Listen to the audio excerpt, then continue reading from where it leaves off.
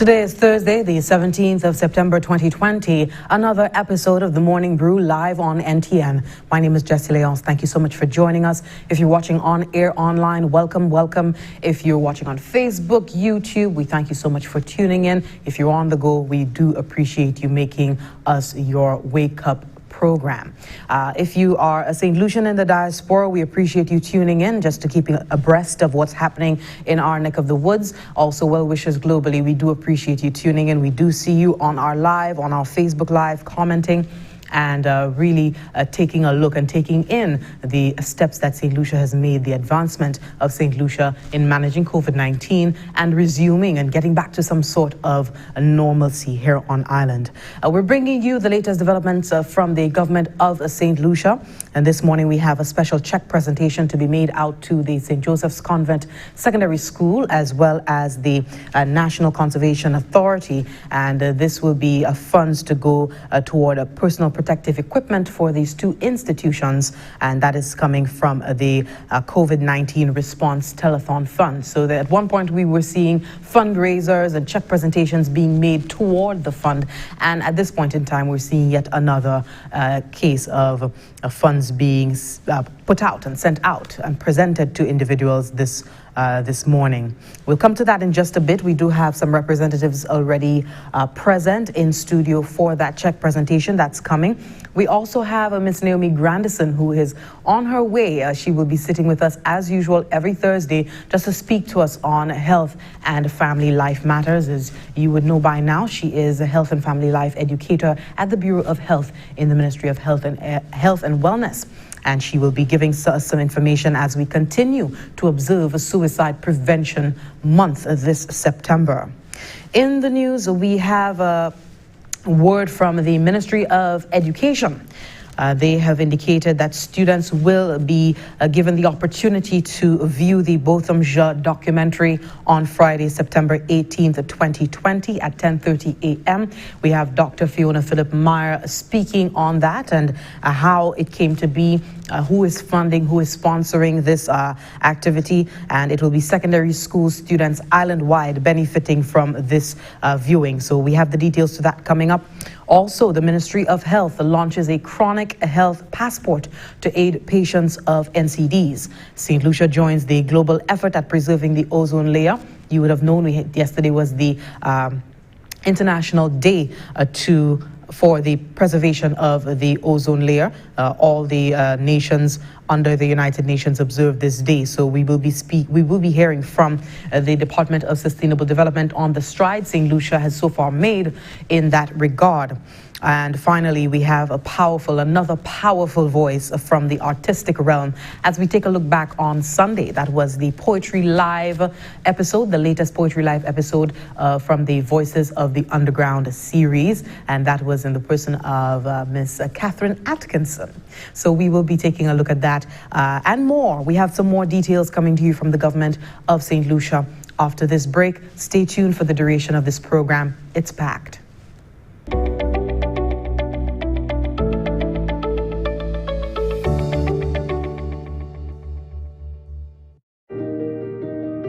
She's been watching, waiting, wondering when the sands of time will give way to a tide of change, and for yesterday and today to become a new tomorrow.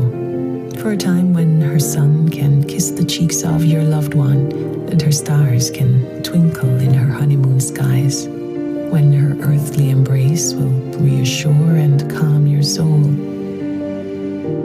And her unique view can change your whole perspective. Proudly, she has risen to meet new challenges and to provide safe harbor to all who reach her shores. For her hopes and dreams still stand shoulder to shoulder, a precious reminder of experiences yet to come. So wherever your moments and memories take you, let her sense of adventure set you free. She is Saint Lucia.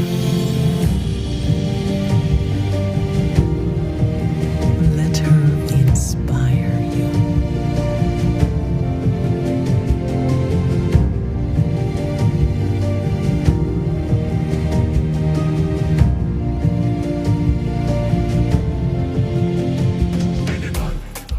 What does coronavirus have in common with love? Both are highly contagious. Spread love, not the virus. Like you, COVID-19 loves a lime. Beach, river, or fed.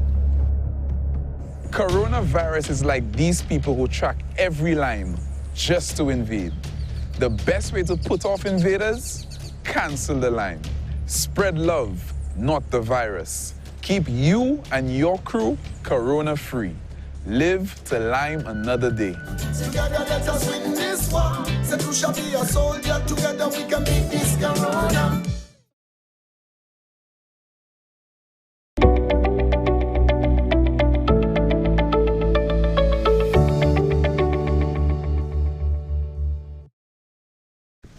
Thank you so much for staying tuned. If you're just joining us, a special good morning to you. This is the Morning Brew, live on NTN. We're coming to you from the GIS studios. Leading this morning, we have the Ministry of Education. They have informed us of students, secondary school students, who will be given the opportunity to view the Botham Jean documentary, complements the Botham Jean Foundation and a private, a corporate citizen. And you would have known by now, hopefully, that the Discovery Channel has chronicled the tragedy that was the the death of Botham Jean. And at this point in time, it's reaching home in a different way. The Botham Jean Foundation has screened a 2-hour documentary by Discovery Channel entitled The Ballad of Botham. The film provides a chronology of the life and death of Botham, as well as the trial following his death, where former police officer Amber Geiger was ultimately sentenced to a term of imprisonment for his death. The documentary concludes with the act of forgiveness of Brant Jean to Amber, and that is the brother of the victim. Respective schools will coordinate the activity. A corporate citizen believes the film should be viewed by students in St. Lucia. Transportation will be provided and COVID-19 protocols will be in effect. We did hear from Dr. Fiona Philip-Meyer, the Chief Education Officer in the Ministry of Education. She did speak to this initiative of the Botham Jean Foundation in collaboration with the corporate citizen on this latest undertaking. Take a look. On Friday this week, which is the 18th of September, many of our students all over the island will be privileged to be part of the screening and viewing of a documentary on the life of the late Mr. Botham Jean.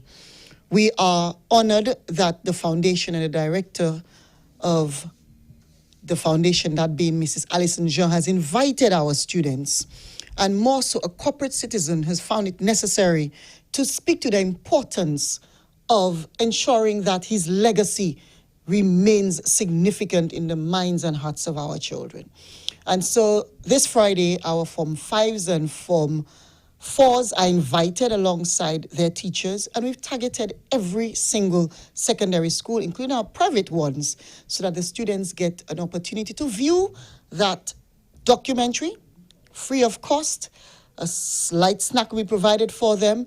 And in addition to that, the corporate citizen has agreed to pay transportation for every single school on island. That was Chief Education Officer Dr. Fiona Philip-Meyer speaking on this latest initiative of the Botham Jean Foundation to screen the 2-hour documentary by Discovery Channel entitled The Ballad of Botham for the secondary school students on island. We want to let you know this morning we have a special check presentation to be made out to the St. Joseph's Convent Secondary School, as well as the National Conservation Authority.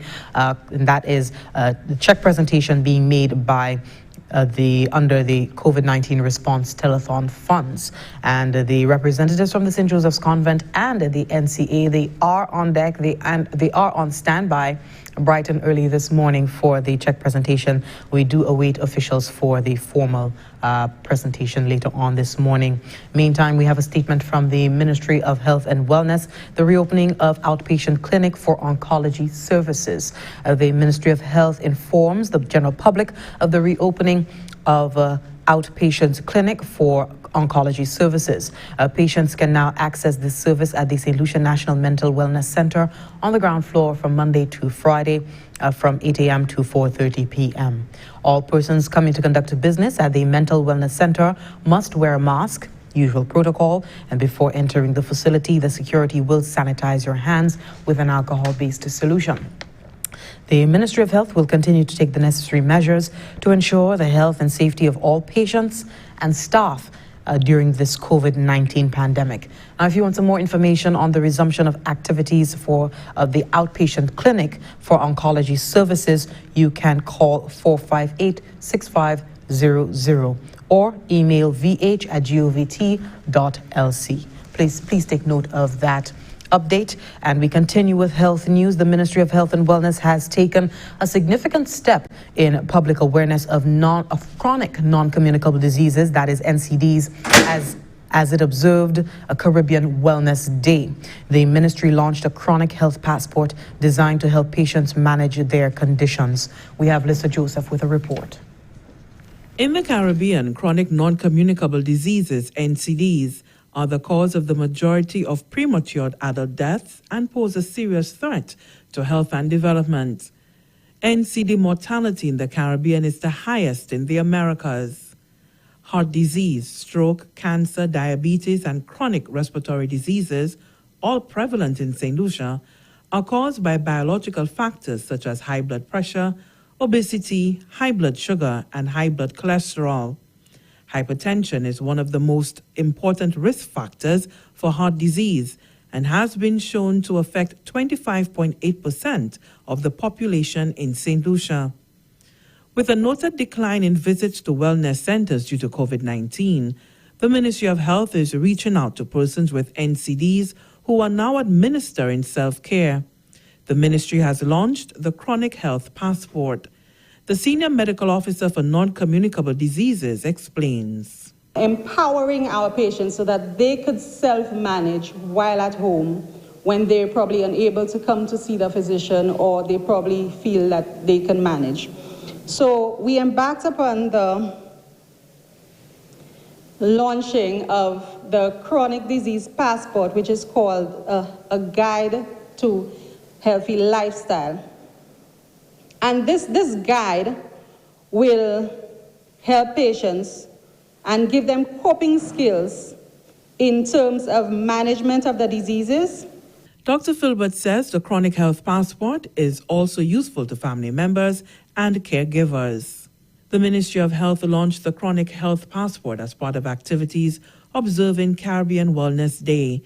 The observance was agreed upon by CARICOM heads of government in 2007. Over the past 12 years, the overall theme for Caribbean Wellness Day was Love That Body, with a focus on preventing and controlling NCDs throughout the life course.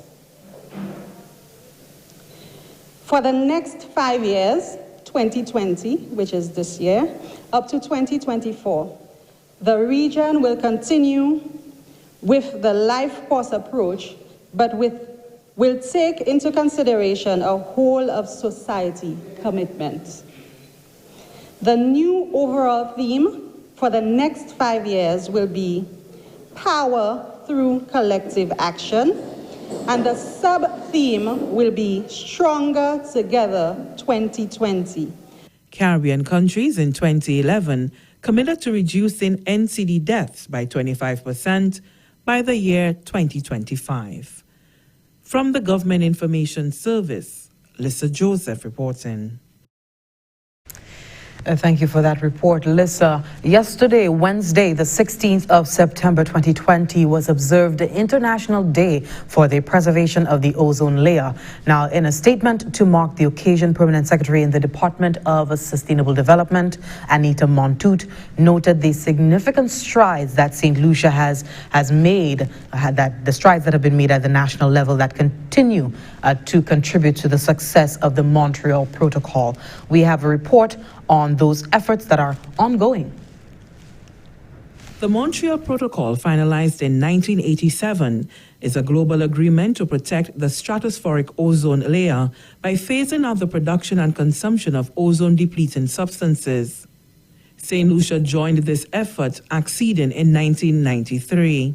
Since joining the Montreal Protocol, some of our key achievements thus far include: under the Terminal Phase-Out Management Plan, St. Lucia successfully eliminated the import and use of CFC in 2008, 2 years ahead of the 2010 phase-out date for developing countries.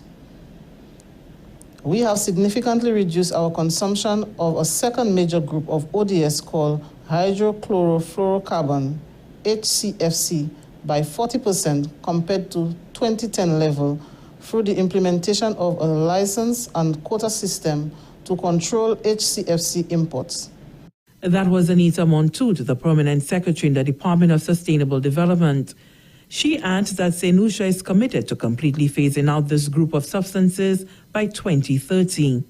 The St. Lucian government is also instituting a ban on assembling equipment comprising ozone-depleting substances, making it illegal to import such equipment. The island has also taken steps to reduce its environmental impact of ozone-depleting refrigerant gases.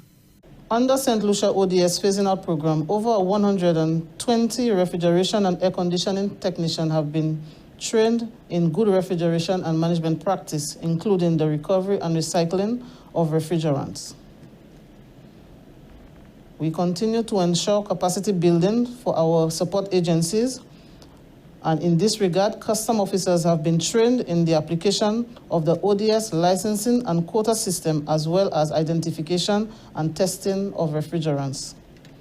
Through the Montreal Protocol, 98% of ozone-depleting substances have reportedly been eliminated, and an estimated 2 million cases of skin cancer have been avoided globally. Montoute assures St. Lucia's continued efforts at preserving the ozone layer. This year, we will embark on another journey to reduce the importation and the use of another group of powerful greenhouse gases called hydrofluorocarbon, or HFCs, by acceding to the Kigali Amendment to the Montreal Protocol, which was adopted in 2016. This new amendment will contribute to the ongoing efforts to reducing global warming and climate change. This continued pledge was made during a special message by the Permanent Secretary in observance of International Day for the Preservation of the Ozone Layer on September 16. From the Government Information Service, Lisa Joseph reporting. Again, thank you, Lisa, for that report. And finally, for our news for the 24-hour cycle, Poetry Live Voices of the Underground continued with another episode on Sunday as part of the National Arts Festival Outreach. We take a look back on the weekend that was. The Poetry Live hosts, Hanson Narcissus and Tracy Pilgrim George, broke the corner to Jeremy Street in Castries for the second episode of the Voices of the Underground series. Featuring scenes of the CDC sidewalk, the market, and bustling traffic, they gave the background of the street name. We are currently on Jeremy Street, named after Chief Justice Sir John Jeremy, of European descent, a judge during the period of 1825 to 1831. He was also a legislator and quite a controversial character. Controversial? Yes, the controversial based on the fact that, according to my research, he brought cases against people who mistreated slaves. Continuing in similar format to the first episode, the work of another local musician, Living Life by Michael Robinson, was highlighted for its literary components. I'm living life tonight. This song celebrates a life of freedom and relaxation with friends in the open, enjoying nature. The use of alliteration with emphasis on the lateral sound of the letter L in the hook phrase and title of the song enforces the concept of existing in the moment. And the showpiece of the evening, poet Catherine Atkinson took the production team to one of her getaways, Mount Hardy, on the northeast coast of the island before the performance cue in. Like, a lot of my work is quite observational and arises from like meditations on landscape and so on. And even in my more character-driven work, what's happening is they are situated in a very specific landscape. I mean, I walk all along this area, this coast, and there are many little special spots and so on, but yeah. You live on a beautiful island. We live on a beautiful island, we really do. There were Sunday mornings when a sea bath felt like a second chance, and conversation with my grandpa, a Christian rite, a path through genealogy to redemption. The Nubian princess and the captain, the missionary, planter, duke, and slave, outposted outcasts, all charged for some sin of misstep or color deemed just as grave. Matched with Atkinson in the episode is American poet Dorothy Parker, who had a reputation for sharp wit. Parker was an advocate for civil rights, anti-fascism, and refugees. Join the Outreach following for the next Poetry Live Voices of the Underground episode this coming Sunday. For the Government Information Service, I am Jessie Leonce reporting. And speaking of Poetry Live, Voices of the Underground, we have someone in studio with us who is a featured poet. And she just happens to be the Health and Family Life Educator at the Bureau of Health Education. We will be speaking to her after this break. Miss Naomie Grandison is back in for the usual Thursday sit-in to talk to us, to continue to talk to us about mental health and mental disorders, the statistics that are looking us in the face and what we can do to help reduce the incidence of mental disorders here on island. So we come to that after the break. Want to remind you that we have a special check presentation this morning. We will just pause what we're doing here as soon as we have the officials come in studio for the check presentation. It is being made out to the St. Joseph's Convent and the National Conservation Authority coming out of the COVID-19 response telethon funds to go toward personal protective equipment. And we are going to be making that presentation. You would have remembered the telethon held on Easter Sunday earlier this year in wake of COVID-19, and all of the funds that were raised, and now they're being disseminated and given out to the institutions and individuals who need it most at this time. So stay with us. When we come back, we speak to Ms. Naomie Grandison from the Bureau of Health Education to speak to us about mental health as we continue observances for Suicide Prevention Month.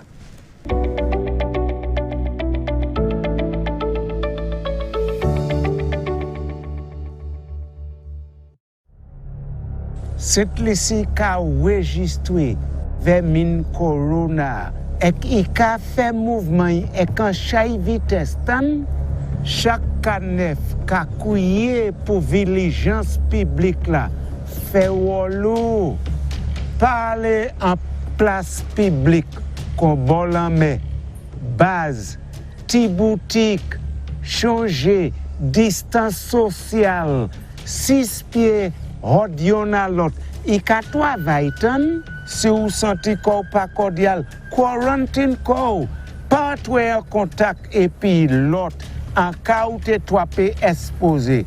C'est un écouye, free one ou ben n'importe clinique yo pou. Les pays a dimi à clé, ça veut dire les supermarkets, pharmacies et puis ATM, yo accessible avant cette souhait.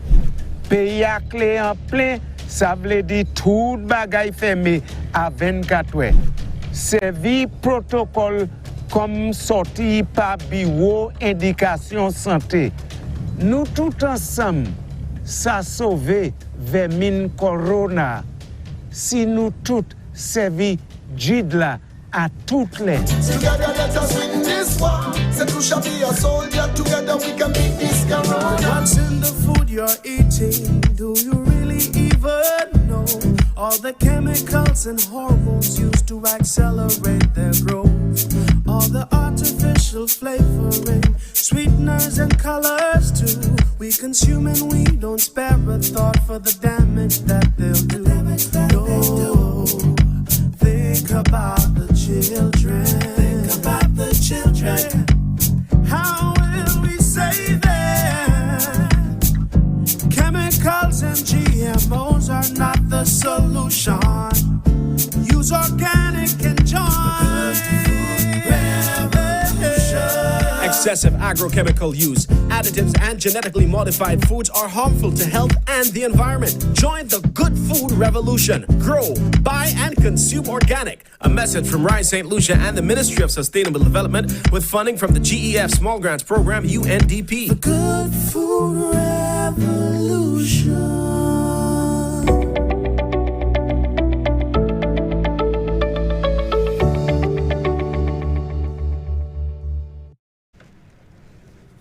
Thank you so much for staying tuned to the Morning Brew. We just wrapped up with the latest news for our 24-hour cycle coming from the government of St. Lucia. And now for our interview for the morning, we have, as usual, every Thursday, Ms. Naomie Grandison, a family life educator at the Bureau of Health in the Ministry of Health and Wellness. A special good morning to you. Thank you so much for being here. Good morning, Jessie. Good morning, listeners. Jessie has put me on the spot this morning with the poetry thing. Well, absolutely. I mean, it's worth mentioning, we definitely want to congratulate you in advance. Thank you. And we know you will be back here. Yes, for the third showing of the Poetry Live, Voices of the Underground. But enough of that. Yes. This morning we continue to spread the word on suicide prevention as we observe Suicide Prevention Month. And today we continue talking on mental health and the statistics. How are things looking? To what extent are we dealing with, mental disorders, not only in St. Lucia, but in the world?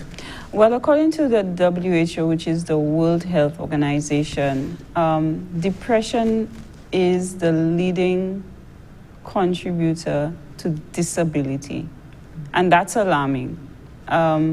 We know that even depression is the third most common disease also in the population. And anxiety and depression are the most common forms of mental disorder or illnesses.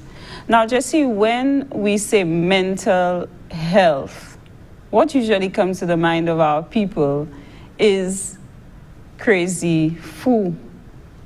Somebody is sick, they're psychotic, or they don't know what they're about, or they're throwing stones all over the place. But it's interesting because mental is not a negative word. Mental has to do with the mind, and the mind impacts your feelings and your behavior and your mood. And health has to do with well-being, a good state of well-being. So mental health really concerns the way you respond to people, how you interact, how you manage your feelings, and how it would impact, therefore, on your ability to work and contribute positively to society. It also has to do with being able to balance your finances, your personal life, your work life. And generally, that level of balance you would be able to have in your life. So mental health is a positive thing, and it's everybody's business. It's everybody's business. And I mean, just imagine that 50% of mental health disorders in teens appear before 14. That leaves us at 13 years old.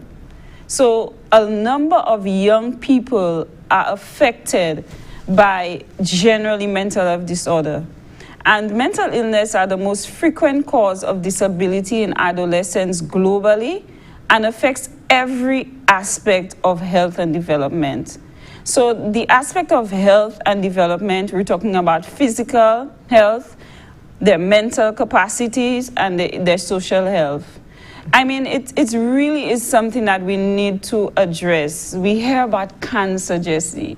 We hear about so many other conditions. We know that diabetes and hypertension are a significant issue, especially in our people, Caribbean and Black people. And these conditions have been brought to the fore. We know about a lot of infectious diseases. Look now, we know there's an outbreak of dengue. However, there is an epidemic of depression and anxiety disorders. It's a silent epidemic. It is, because there is a stigma. There is a stigma, and there really is no need, because generally when people think of mental illness, they go to the extreme of the psychosis. Somebody has lost touch with reality, or the person has a delusion where they believe something that's clearly not true. Maybe they believe that they're God, or they think that you know, when I say God, I mean like they think that they have an influence over the entire world, or maybe they think they're somebody's wife or husband, and clearly they're not, and this is a fixed thought. So that's like a delusion. We have hallucinations where the person will hear, see, feel, or even smell things that generally nobody else can identify with. So we would call that hallucinations. So this is one aspect of a symptom of various mental illness. But the most common mental illness, as I said, would be anxiety disorders and depressive disorders. Now, we all feel anxious. We all feel sad from time to time. We have situations that will create that level of stress in our lives. But when we talk about some of these disorders like mental, depression, and also anxiety disorders, it is more severe, and the feelings are more intense, and the mood is so, I would say, even strong, that it impacts negatively on your relationships. It has an association with hopelessness, Right. So the statistics really show that we really need to take this serious. And persons, like Samina said last week, where do you go? If you feel overwhelmed, which is persistent overwhelmed for more than 2 weeks, you feel, some men usually feel angry and irritable. Sometimes it's not the sadness that's predominant with men. Children would be very irritable. They would not want to go to school. They would avoid the things that they really like. And so some of these symptoms, you begin to have negative thoughts of harming yourself or even hurting others. Some of another impact would be your stomach, your appetite is either less or very much more, or you have sleep patterns being significantly disturbed. Either you have difficulty sleeping, or you oversleep. So I'm talking about the depressive disorders. And I mean, if you notice, especially that you're having these thoughts of harming yourself, that is an emergency, especially if it's recurrent. It is an emergency, and you need to get assistance, even if it is to speak to a trusted person or to go to the nurse. As a matter of fact, on a community level, there are mental health services. So in every community, we have wellness centers or health centers in St. Lucia, and you could speak to any of the community health nurses about what you are going through, and they will guide you. There is a wellness, or what we'll call a mental health practitioner, who works along with the psychiatrist to help you in terms of counseling, to even be able to prescribe certain medication. So these particular appointments can be scheduled based on when the nurse is able to come in, or when the doctor will be in for the clinics in all the regions. So if you are able to call a wellness center for somebody or for yourself when you're going through something, you would be given the support. There is usually the concern about discretion and privacy and confidentiality, especially as we live on a small island. It's nothing that we can, we can't create a metropolis here, and how do we navigate through these three major things for people, especially with the stigma that is currently attached to mental health issues? Yes, definitely the nurses and the health professionals need to, it's a code, an ethical code for them to maintain confidentiality, even more so for conditions where there is stigma. One thing I do want to say is that there will always be limitations in confidentiality. Within the wellness centers, usually the clinic is along with another clinic, so that it wouldn't be like this person is for specifically here. So Wednesdays are not for mental health disorders. So it's more than one clinic. So nobody really knows who you go into. Nobody's supposed to know. Of course, you know that in the community, people hear things, people talk. But like I've told people, just imagine you have a drinking problem and you're significantly depressed, anxious, or you're having hallucinations. Everybody knows. Why stay in the gutter when the better thing you can do for yourself is get the help? People should be encouraging people to go to the hospital or the clinic. We also have the mental wellness hospital where clinics are run on Thursdays and Tuesdays, but you would need a referral. You can get it from the nurse, you can get it from a doctor, and we have doctors on a community level where we're talking about you can see for free or with limited resources. So, you know, they have that. And the other thing that we've been promoting now, 203, 24/7, it is available. 24/7, 7 days a week. Well, I said 24/7, so that covers it. 24 hours, 7 days a week. You know, 24 hours, 7 days a week. So please call, and you don't have to call just for yourself. You could call for your family or somebody you are concerned about. They would not reveal, confidentiality will be upheld. They will not indicate who has called.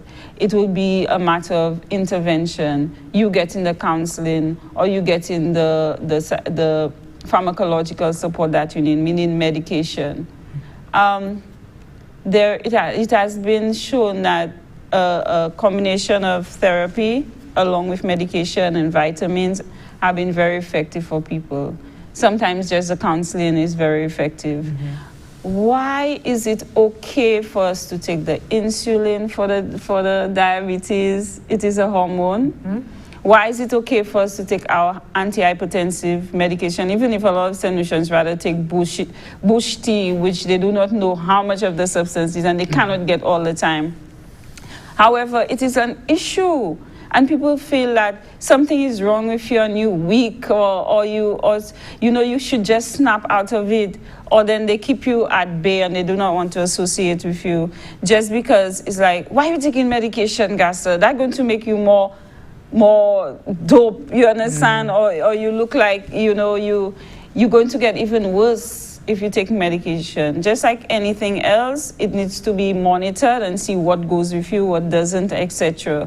So access the services. Remember, mental wellness, you need a referral for the clinic, but there are clinics available on the community level. And also, we have the Crisis Center for Domestic Issues, which we know is a great contributor to these mental health disorders. I was coming to that. Just looking at the new academic year, the start of school is usually very exciting, a very anxious time for both parents, teachers, children as well, students as well. And then we have this extra layer of COVID-19 to contend with. And I'm not just talking about the concerns about the pandemic itself, the health effects, the potential risk of contracting the virus, but also the economic impact as well. And there's some persons who are cash-strapped because of COVID. They've not been able to return to work. There are still lingering effects. We're coming back to some form of new normal, but still there are some individuals who remain displaced as a result of this pandemic, the socioeconomic impact. Just speak to this place that some people might be at right now. I know we cannot all cash up them, money or to fix their problems in that respect. But what can they do to manage these moments of anxiety and concern and worry about their kids if they're not able to provide, or perhaps, the family? I mean, it's tough. I've heard some stories about parents who have never had to ask for help. They have had to leave their home and go and live with others. It is hard. All I can say is that don't give up and look to the resources that are available. We have the churches, which of course some of them may be overburdened. You keep searching.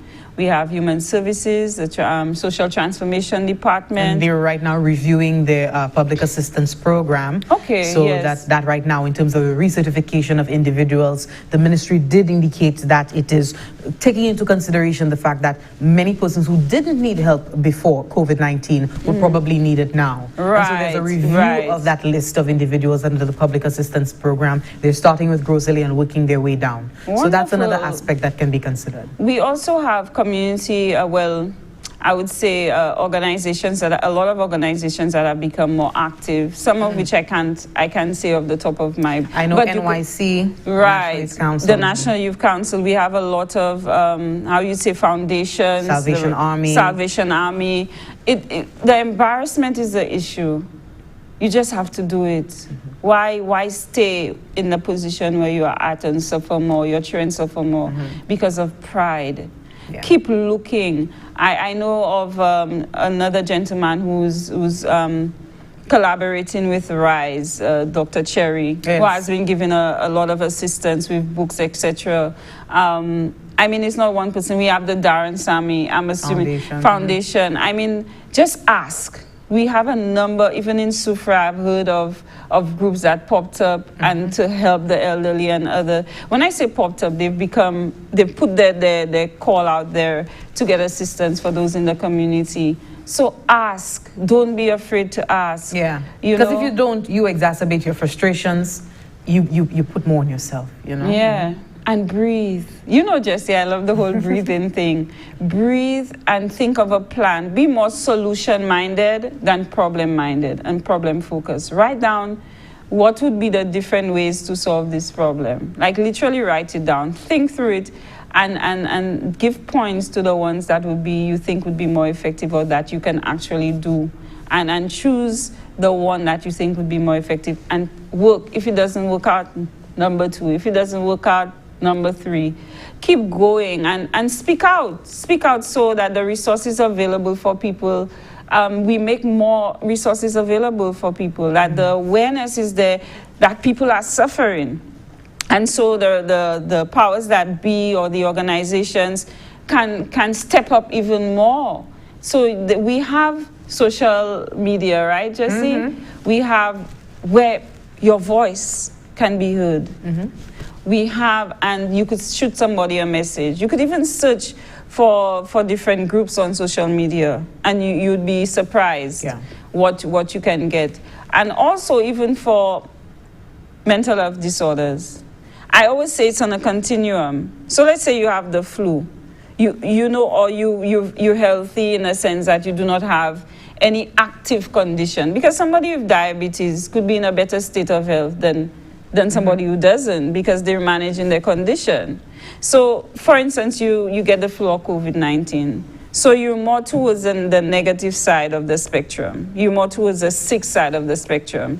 You get the assistance and you move more to the middle, more balanced, healthy, you know? And on the other end, you exercising, you're doing well, and so your well-being level goes up. It's the same thing with mental health. We all have mental health challenges. We all, I mean, 1 out of 4 or 1 out of 5 persons have a mental health disorder. So just think of how many people you work with. Just count. We are there among each other. Yeah. Going through this, and take, for instance, Jessie, disability. Think of somebody who has a broken leg. Would we ask that person to run faster? Come on, run and meet me. Hurry up, why are you so slow? So why are we asking a depressed person to just snap out of it? Yeah. Okay, we have to stick a pin in that. We do have a special presentation this morning from the Ministry of Tourism. I can see in behind the glass there we have a Permanent Secretary from Tourism, Ms. Donald Invite, also Honorable Dominic Fede. We're going to take a break right now. When we come back, we prepare the presentation corner for this handover, the check handover from the COVID-19 telethon, response telethon proceeds to be given to the St. Joseph's Convent and the National Conservation Authority. Do stay with us. We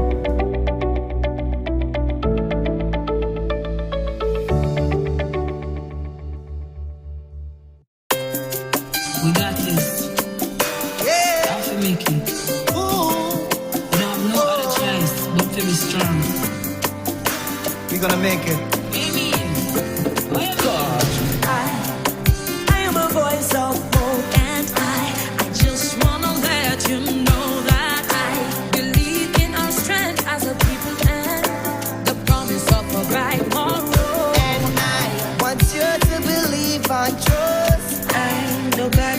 hanging over us, and I believe if we all come together now, everything will be alright. If we only press on, strengthen the bond and the ties among these generation. Unite and be one, the fight will be won. Come on, Caribbean. Don't worry about the circumstances. Don't stress about the fears and the madness. Together we will take our chance at life and conquer it. Don't worry about the circumstances. Don't stress about the fears and the madness. Together we will take our chance at life, 'cause we got this. We got this. We got this. We got this. Caribbean people, we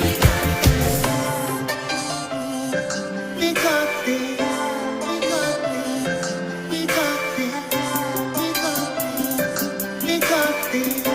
We got this. We got this. I am the strength within, yeah, I know that we will rise again, and I'm sure we can lift on people. It's a fight and we must all be champ. I can't believe this day has come. For our sake, we must keep distance. Everyone looking out for their neighbor. Islands in the Caribbean sun. It's time to be strong, the battle is on. For the future of each generation. Every daughter and son united as one. Sing on, Caribbean. Don't worry about the circumstances. Don't stress about the fears and the madness. Together we will take our chance at life and conquer it. Don't worry about the circumstances. Must come. Don't stress about the fears and the madness. Together we will take our chance. No stress. We got this. We got this. We got this. We got this.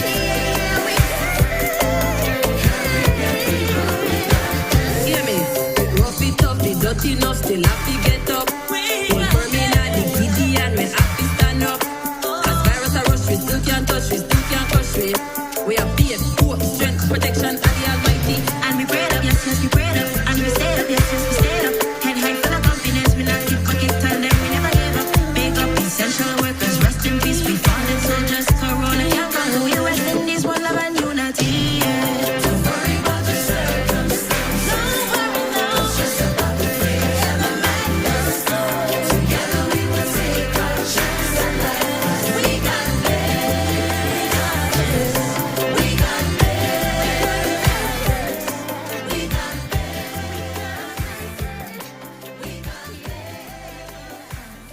We got this.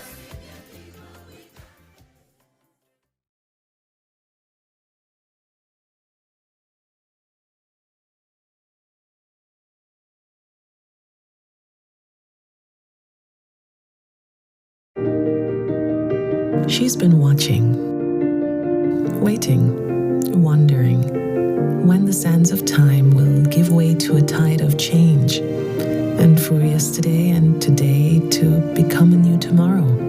For a time when her sun can kiss the cheeks of your loved one and her stars can twinkle in her honeymoon skies. When her earthly embrace will reassure and calm your soul. And her unique view can change your whole perspective. Proudly, she has risen to meet new challenges and to provide safe harbor to all who reach her shores. For her hopes and dreams still stand shoulder to shoulder, a precious reminder of experiences yet to come. So, wherever your moments and memories take you, let her sense of adventure set you free. She is Saint Lucia. Let her inspire you.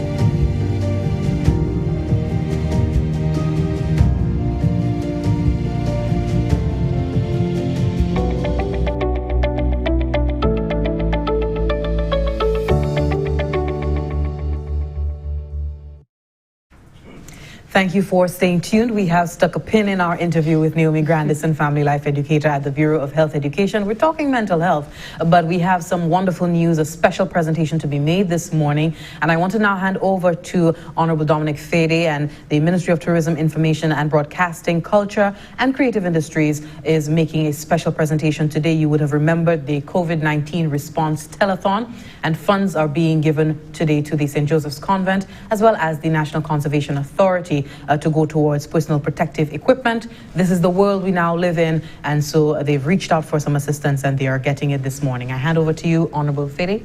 Well, thank you very much, Jesse. Good morning to your listeners. Good morning to wherever you are in St. Lucia and further afield.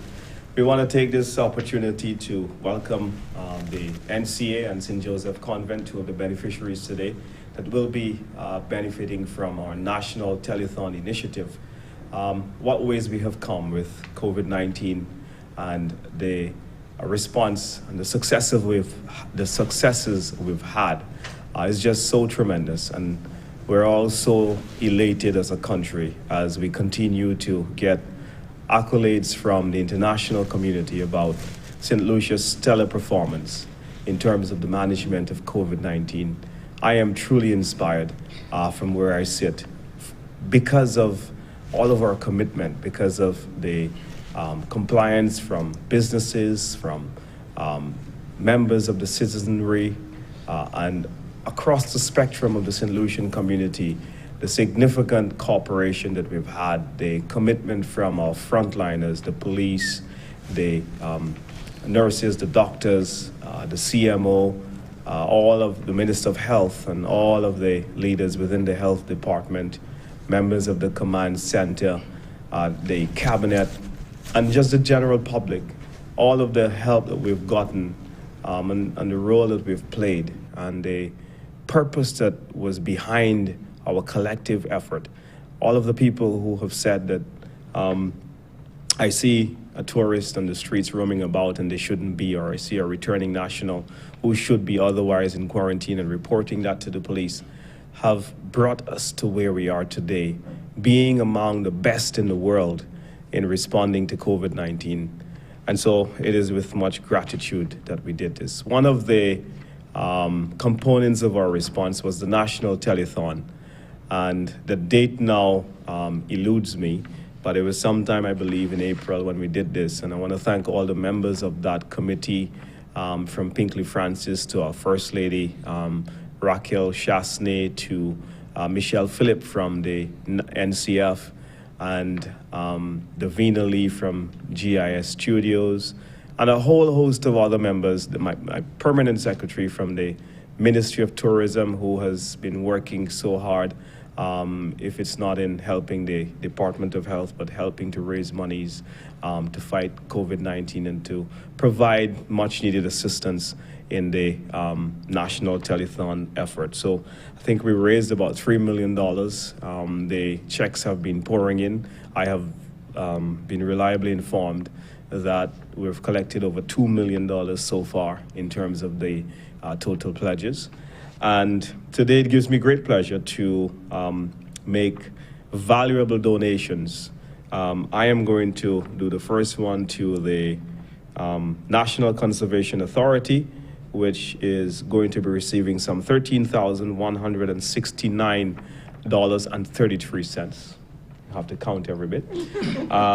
And we will be presenting this to the CEO of the National Conservation Authority. They are the organization responsible for our many vendors who would, from time to time, come into contact with tourists from all over the world that are coming to St. Lucia at present. And our vendors, our staff at NCA, as they execute their duties, they need to have appropriate and adequate protection equipment. And so we are pleased to present this check to you, Mrs. Lee and Miss Cox, who is a soldier in the business for many, many years. And we thank you so very, very much. And I'm sure that you have a few words of thanks. Yes, thank you, Minister. Thank you, PS. You all have worked tirelessly. And on behalf of the board and the management and staff and vendors of the NCA, I want to thank you. Right now, when you look at the United States, nearly 200,000 people have passed away through the coronavirus. And in St. Lucia, no one has passed away, thank God for that. And I think it's because of the interest that your ministry and the government as a whole, they've just been extremely good in what you have been doing. And so I really thank you all for that. I think our staff would be extremely pleased with all the PPEs that we'll be getting. And so thank you, Minister. Once again. Thank you. Oh yes, this deserves a round of applause. I take a page from Minister to say good morning to our studio, good morning to St. Lucia and all of our listeners or viewers. To include in our presentation this morning is one to the St. Joseph's Convent, represented here by Miss Lubin. Miss Constantine, sorry, the name has changed on me. Miss Constantine. While we have reopened our society and tourism has been featured very, very prominently in the reopening, we also have the reopening of our education system of schools just 1 week into it. And it has been very successful for education. And as we continue to look at persons on the front line, we also observe our ministry, of course, as one of the battlers, but also teachers and students who will be directly in the line and maybe exposed. So in response, St. Joseph's Convent made an application to the committee and the ministry for assistance of PPEs to include some plexiglass and some face shields. And there has been favorable response in the amount of $7,981.88 to be precise, that we are now going to hand over to SJC, St. Joseph's Convent, to be able to improve the conditions at the school for the students and teachers. So on behalf of all of the St. Lucians, the business community, and otherwise who have pledged, the amount as collected in the amount of $2 million, we present this to you on behalf of all of the people who pledged their support. Thank you. And just to say a few words. On behalf of the St. Joseph's Convent, I would like to thank the Ministry of Tourism for this immense donation. And I can assure you that it has gone a long way, and it will go a long way, to make our environment safer for the students and staff, and not just the teaching staff, the support staff who work at the school. Thank you very much.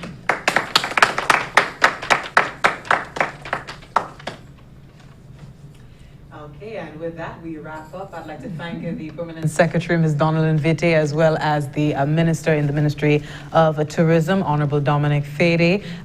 We have to wrap up with Naomie, but just wanted to let you know what just happened. We had a special presentation, a check presentation to the National Conservation Authority, as well as the St. Joseph's Convent Secondary School. And it was a pleasure seeing my former teacher, my history teacher, Ms. Constantine, this morning, accepting on behalf of my alma mater. So we hope that, and we know that these funds will be going a long way in the advancement of efforts by these two institutions in mitigating the risk of COVID-19, contracting COVID-19 among their staff, and in the case of the St. Joseph's Convent, the students.